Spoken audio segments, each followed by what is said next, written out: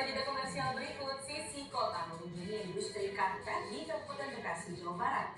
Muat cerita tentang pembuatan karpet dan kisah manis pekerjanya. Tetaplah di redaksi.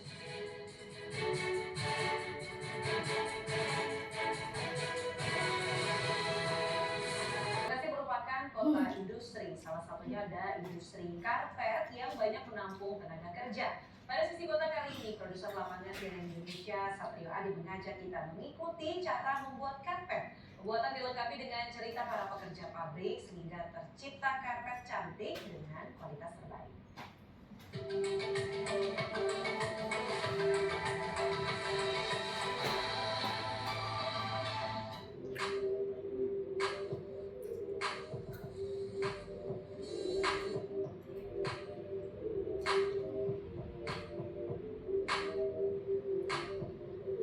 Bekasi adalah kota yang sangat maju dengan industrinya. Salah satu yang menonjol adalah pabrik pembuatan karpet. Karpet memiliki fungsi yang jauh lebih besar daripada sekedar penutup lantai, terutama di masjid, musola, ataupun gedung pemerintahan seperti Istana Negara. Di masjid misalnya, selain memberikan alas yang nyaman saat beribadah, karpet juga berfungsi membantu jemaah membentuk syaf dan menciptakan suasana yang lebih tenang serta khusyuk. Sementara di gedung pemerintahan atau institusi negara, karpet menjadi bagian dari tata ruang kenegaraan yang mencerminkan kewibawaan. Hal tersebut membuat saya penasaran, ingin mengetahui cara pembuatan karpet. Ya, karpet ini menjadi salah satu elemen penting agar dekorasi rumah, perkantoran, musola, ataupun masjid ini terasa lebih nyaman dan hangat. Tapi sebenarnya bagaimana sih proses ataupun cara pembuatan karpet dan siapa saja yang berjasa di balik pembuatan karpet ini? Saat ini saya sedang berada di HJ Karpet, salah satu sentra penjualan dan juga pembuatan karpet yang ada di Kecamatan Babelan, Bekasi. Kita akan langsung lihat bagaimana proses pembuatan karpet di sini. Pembuatan karpet sangat rumit bahkan panjang. Tahapan demi tahapan pembuatan karpet dikerjakan secara bergantian oleh masing-masing divisi. Di HJ Karpet, total ada 200 orang karyawan. Inilah Nur Lailatul atau yang akrab disapa Ella.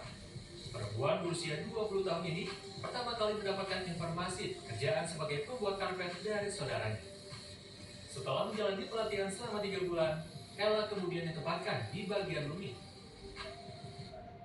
Tantangannya sih misalkan dari tembakan dari gambarnya ya, kadang tuh ada yang susah, ada yang rumit banget sih yang harus banget dibantu pakai dinomerin, karena kalau abstrak tuh kita kalau harus lihat gambar tuh kadang lebih susah.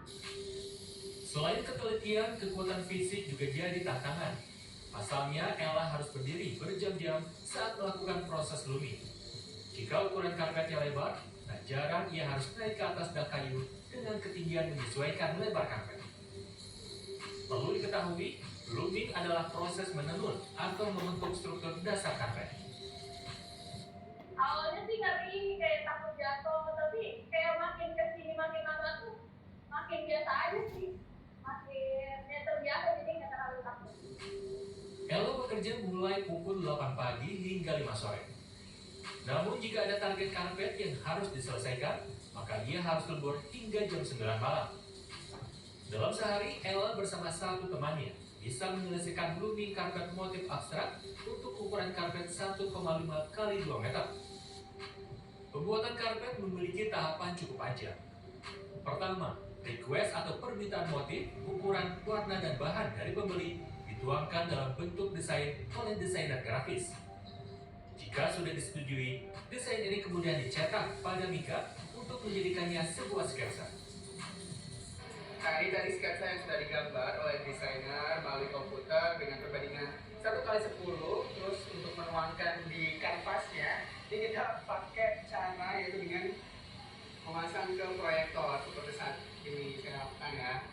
Nah, kalau udah dipasang di proyektor ini kan ada tuh pantulannya di kanvas. Nanti sama masnya akan dilukis lagi, untuk kemudian nanti masuk ke tahapan selanjutnya. Gitu deh. Sembari membuat pola di atas kanvas, benang terlebih dahulu dipintal dan disusun sesuai kode warna. Sementara itu ada satu orang penjahit yang bertugas menyambung kanvas bahan karpet menjadi ukuran yang diinginkan. Kanvas yang sudah berpola kemudian masuk ke dalam tahapan yang paling rumit dan perlu ketelitian, yaitu looming. Agar pengerjaannya cepat, proses looming menggunakan alat modern yang biasa disebut tapping gun atau mesin tembak menang.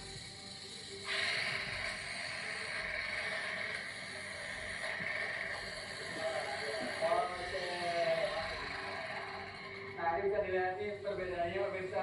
Waktu awal-awal tuh masih halus karena cahaya tuh masih bisa menyesuaikan. Jadi ketika alat dari loopnya ini naik, tangan kanan juga harus naik ya Mas ya. Jadi harus seimbang dan harus lurus. Nah kalau tangannya udah terlalu atas nih, terus kayak jadi nggak lurus, jadinya benangnya agak kayak gini, berantakan. Di sentra produksi HJ Carpet, calon karyawan bagian looming setidaknya harus melalui pelatihan selama 3 bulan sebelum mahir menggunakan tapping gun.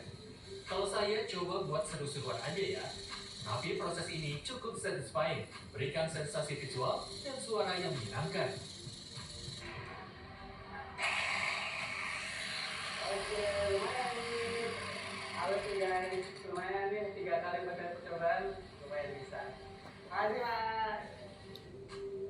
Namun tak berhenti sampai di situ. Pembuatan karpet dilanjutkan dengan pemberian lapisan lateks untuk menguci benang. Setelah dirasa cukup kuat dan susunan warnanya telah sesuai, karpet memasuki tahap finishing, yaitu pembersihan dari sisa-sisa benang dan kontrol kualitas. Pemilik HJ Carpet, Heru Purnomo mengatakan, industri karpet menghadapi tantangan sulitnya mendapatkan bahan baku. Yang jelas dengan dolar mau 18.000 ini kondisinya lumayan berat. Jadi karena bahan baku dasar karpet ini kan tekstil ya, tekstil itu hubungannya dengan minyak bumi dan sampai hari ini pun belinya konversinya masih tertular. Namun berbagai upaya terus dilakukan Heru untuk mempertahankan industri ini serta menghidupi 200 karyawannya. Misalnya dengan terus berinovasi, menciptakan produk-produk turunan dari karpet seperti sajadah, keset, ataupun produk desain interior lainnya. Satrio Adi, Andika Suramanto, Kabupaten Bekasi, Jawa Barat.